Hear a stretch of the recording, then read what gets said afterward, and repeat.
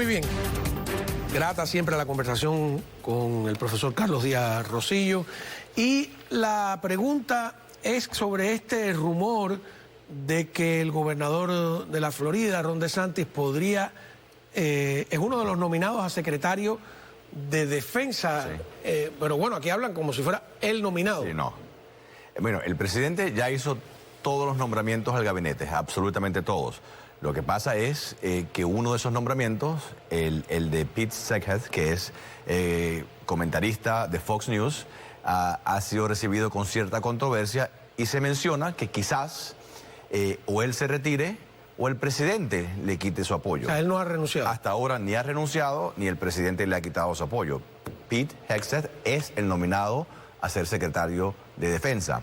En una posible eventualidad... Que es el segundo arriba a la derecha, ¿no? Es el quinto arriba. Sí, claro, el quinto. Arriba. En una posible eventualidad de que o él se retire o que el presidente le retire su apoyo, se ha mencionado que quizás el gobernador de la Florida, Ron DeSantis, sea un posible candidato a secretario de Defensa. Yo creo... Una pregunta ahí. Sí. ¿Es una buena idea para Ron DeSantis?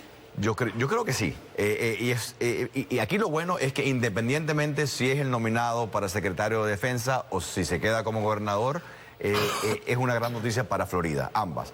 Si lo nominan, tendríamos en el Pentágono un hombre extraordinariamente inteligente, con experiencia militar, que sería, y lo digo como floridano, como americano y como ex subsecretario de Defensa, tendríamos en el Pentágono a un secretario de Defensa de lujo, excepcional. Eso es una gran ventaja. Y tendríamos entonces en la mansión del gobernador a Janet Núñez, cubano-americana, que sería una excelente gobernadora. Porque no habría que ir a elecciones. No, Janet Núñez es la vicegobernadora, se convertiría en la gobernadora. Sería excelente para la Florida. Y si no es así, si no lo nominan y se queda, tenemos a un gobernador de lujo que está haciendo una labor extraordinaria. Así que, independientemente de la decisión... ¿Es mejor ser secretario de Defensa que gobernador? Mira, eso es una pregunta muy subjetiva. El gobernador es el jefe, el gobernador es la autoridad máxima en el Estado. El secretario de Defensa responde al presidente, pero tiene obviamente una proyección... ¿El presidente no puede despedir al gobernador si puede despedir al secretario de Defensa? Absolutamente, él puede despedir al secretario de Defensa eso, ¿no? En el momento que quiera. Ahora, tiene una proyección nacional y obviamente impacta a la política de defensa del mayor... del país con el mayor ejército y fuerza militar del mundo. Así que, y obviamente también le da una cierta longevidad si se mantiene, porque le quedan 2 años de gobernador, puede tener potencialmente 4 años de secretario de Defensa. Pero es una opción que yo creo que es muy subjetiva. ¿Usted fue el segundo o tercer hombre? Depende, porque hay 2 subsecretarios de... No, hay varios, hay más. Hay más de 2 subsecretarios de Defensa. Sí, yo estaba a cargo, hay subsecretarios de Defensa que están a cargo de la adquisición de las armas, por ejemplo. Hay otros que están a cargo de recursos humanos, otros que están a cargo de los militares en sí. Yo estaba a cargo de la política de defensa hacia la América Latina, África, el Medio Oriente y Europa. ¿Qué posibilidades de la política de defensa tiene un subsecretario de ascender a secretario o siempre esos son puestos nominados por el presidente? Todos los puestos estos son nominados por el presidente. Sí, pero digo que ascender desde dentro es complicado. Es raro. No es común. Usualmente el secretario viene de afuera, usualmente. Hemos visto que recientemente han habido un par de secretarios que han sido generales. Eso es raro. De hecho, hay que pedir... ¿Por qué es raro? No tiene lógica que... No es común en Estados Unidos. Usualmente un general... Es un puesto civil. Es un puesto civil. De hecho, un general no puede ser subsecretario de Defensa. Interesante, no sabía eso. Y ni siquiera puede haber sido general activo por los últimos 5 años. 3 años. 3. Tiene que tener un permiso especial del Congreso, que fue lo que sucedió en 2 casos anteriores, porque aquí tenemos una tradición muy clara de que el Pentágono es controlado por los civiles, no por los militares. Entonces, ¿y eso es bueno o malo? Yo creo que es bueno. En caso de guerra. Yo creo que es bueno porque tenemos a un grupo de militares excepcionales, pero les responden a órdenes civiles. Es un poco peligroso que los militares estén a cargo del Pentágono. Entonces, por eso en Estados Unidos no tenemos esta tradición que en otros países, que es muy común. Que los militares mandan. Que los militares mandan. Aquí no, aquí mandan los civiles. Ah, qué bien. Y entonces... Y parte de una de las primeras órdenes que ahí me dieron como subsecretario es dejarle saber a los generales que respondían a un civil. En el caso de la política... en el área que le tocaba a usted. Que me tocaba a mí, era a mí. Pero eventualmente, obviamente, es el presidente de Estados Unidos. Así que tenemos una tradición de mando civil muy, muy fuerte en este país. Y entonces, ¿cuántos aspirantes hay en caso de renuncia o de que le retire el apoyo Trump a subsecretario de Defensa? No es solo Ron DeSantis, ¿no? Ron DeSantis es el que se menciona con más fuerza, hay otros más.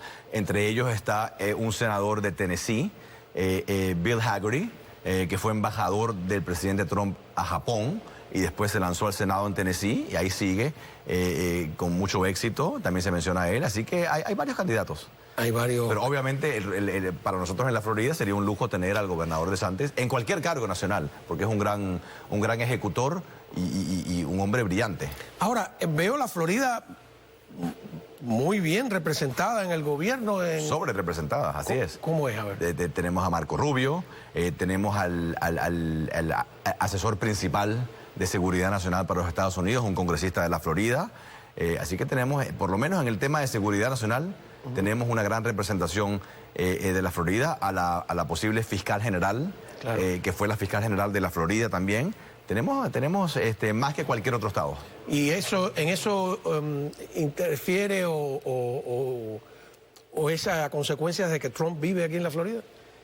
Yo creo que sí, porque conoce a la Florida muy bien. Él ahora es residente oficial de la Florida y él es una persona que se siente cómoda con la gente que conoce. Y estos son gente que él conoce personalmente. Así que yo creo que tiene mucho que ver con eso. Qué bien. Bueno, vamos a ir a una pausa, si me lo permiten, y regresamos con Carlos Díaz Rosselló. Hay que hablar de Congreso. De verdad, ¿qué va a pasar por fin? ¿Cuánto poder va a tener Trump en realidad? O si va a encontrar en algún momento dificultades para poder llevar a cabo un ambicioso plan de gobierno, porque es un ambicioso plan de gobierno. Ya regresamos. Ahora que veo ahí que el logo de ustedes en el museo, ¿no? Tienen una relación. ¿Vas a estar el viernes en la inauguración? Ahí voy a estar, sí. Apoyamos al museo de muchas maneras y va a ser un gran honor estar ahí el viernes. ¿Ya viste toda la exposición? Ya la he visto, sí.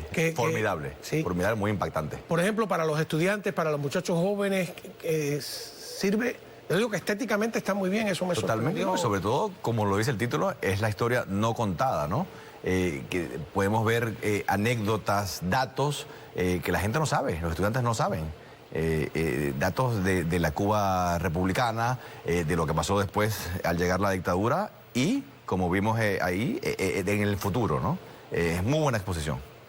Bueno, regresemos a la política y hablemos del Congreso. Sí. Entre Congreso y Senado, sí, ¿qué poder tiene el presidente para realizar una agenda tan ambiciosa de transformaciones? Mira, lo hemos comentado en otros programas, en política interna, lo que aquí llaman política doméstica, el Congreso es indispensable. Hay muy poco que el presidente pueda hacer sin el apoyo del Congreso. Y el presidente Trump entra a la Casa Blanca el 20 de enero con la fortuna de tener control de ambas cámaras.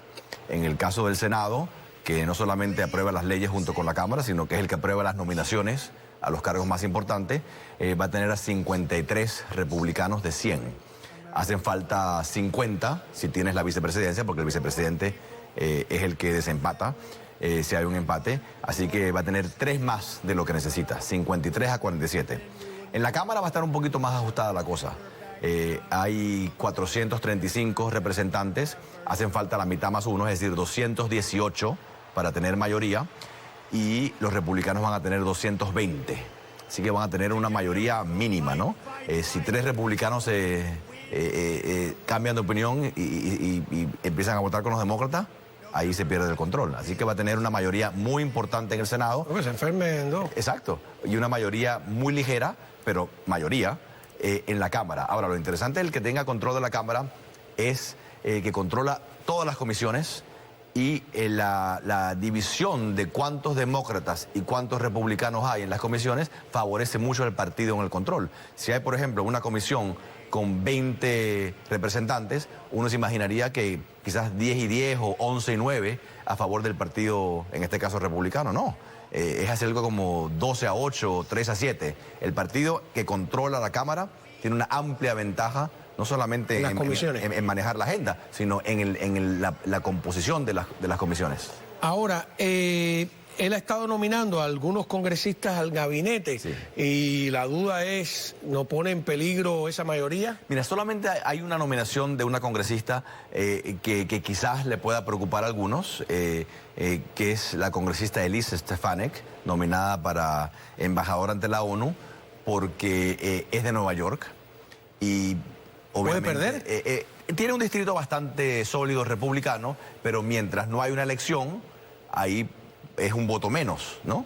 Entonces ahí puede faltar un voto, pero la mayoría de los que ha nominado son distritos bastante sólidos republicanos, no creo que va a haber problema.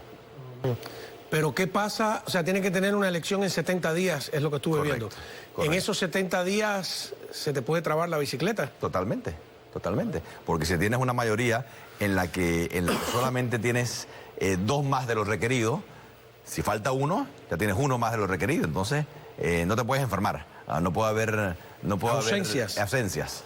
Ajá, porque en el Congreso no puedes, salvo lo que pasó con la pandemia, votar en ausencia. No se puede. En el Congreso se lo... No, se hizo una excepción. Durante la pandemia. Exacto. Nancy Pelosi, cuando era la presidenta de la Cámara, hizo una excepción para que los congresistas no tuvieran que físicamente ir a votar. Pero aparte de esa excepción, no, hay que votar físicamente. Tienes que ir allí a votar. No, bueno, yo recuerdo en el Congreso ver, no sé, ahora mismo en las oficinas de Lincoln, de Eliana, que íbamos mucho, tenían un botón rojo, sí, que anunciaba que había elección. Sí. Te montabas en el trencito y te vas a la Cámara. O sea, que tienes un tiempo también para llegar. Así es. Y te están midiendo a cuántas ha faltado. No, te dicen, bueno, el senador, creo que a Marco Rubio le han echado en cara que ha faltado, sí, a varias, ¿no? Sí. Ha faltado. Recuerdo que había un solo representante que se retiró sin haber faltado nunca a una votación. Sí, es muy raro eso, es muy raro eso. Claro. Y también es muy raro que los representantes estén en el pleno de la Cámara o en el Senado cuando están hablando sus colegas. Por eso es cuando... Sí, que se ve la Cámara sola. Se ve la Cámara vacía. O sea, y alguien dando un discurso y... Está el representante o el senador dando un discurso muy emotivo, pero cuando ves, está vacío todo. ¿Por qué? Porque los senadores y los representantes están en sus oficinas viendo quizás o teniendo reuniones, y cuando ven que esta luz roja se prende, entonces tienen ciertos minutos para ir. Hay trencitos, como menciona, que te llevan al pleno del Senado o de la Cámara, y tienes cierto tiempo para votar. Sí, sí. Yo siempre quise hacer un reportaje sobre el trencito, lo hice por fin con Mario, sí, que montamos, y con Iliana también. Muy eficiente. Sí, muy moderno. Pero a Lincoln Díaz Valares le hicieron una vez una maldad, porque Lincoln estaba muy enérgico, dando un discurso, y entonces, claro, la cámara estaba en él, y alguien parece que dijo, estaba vacío aquello. Sí, sí. Entonces apretaron el botón y se veía, era muy extraño, porque tú creías que le estaba hablando a la gente. Pero los congresistas en su oficina sí lo están viendo, ¿eh? Ah, no, sí. Pero es muy con diferente. Voz o sin voz, pero están ahí. Es muy diferente a un sistema parlamentario, en la que tienes a los... Están frente a frente y discuten y debaten, y llega el primer ministro, le haces preguntas. Aquí no. ¿Tú has entendido alguna vez cómo funciona ese debate en Gran Bretaña, que se paran y no se paran? Sí. Yo no entiendo el mecanismo nunca. Hace una semana tuve la oportunidad de estar en España y vi en persona, estuve en el Congreso de los Diputados. Se dicen horrores. Donde estaba el presidente del gobierno dando un discurso. El presidente del gobierno tiene tiempo ilimitado, puede hablar el tiempo que quiera. Y los jefes de los diferentes partidos tienen un tiempo limitado, 15, 20 minutos para hablar. Entonces habló el presidente del gobierno, después venía el presidente del partido principal de oposición, el Partido Popular, el presidente Feijóo, y después venía el presidente de Vox, y después otros presidentes de los partidos hablando, tiempo limitado, y después regresaba otra vez y respondían, y se insultaban, se hablaban, y estaban todos ahí directamente escuchando el debate parlamentario. No pasa aquí eso. Porque hay algo tremendo en el sistema parlamentario, que el candidato que pierde las elecciones, que no es un candidato directo, sino el líder del partido que pierde las elecciones, no se va a su casa, se queda allí haciendo la oposición ahí. Es como si cuando Trump perdió, se hubiera quedado dentro del Congreso. Porque en el sistema parlamentario todos son parlamentarios. Claro. Hasta el gabinete, todos son miembros del Congreso, son diputados. En el caso de España, todos son diputados escogidos por el presidente del gobierno. El presidente del gobierno forma un gabinete de diputados.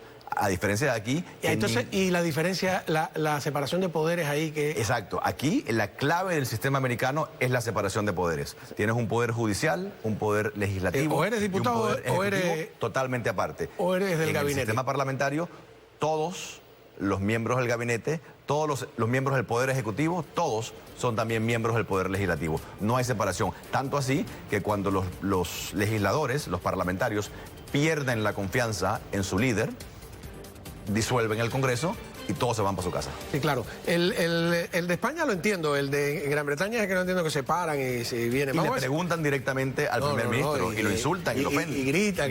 Vamos a ver si vemos alguna imagen de cómo funciona la Cámara de los Comunes, que es como se llama en Gran Bretaña. Ya volvemos.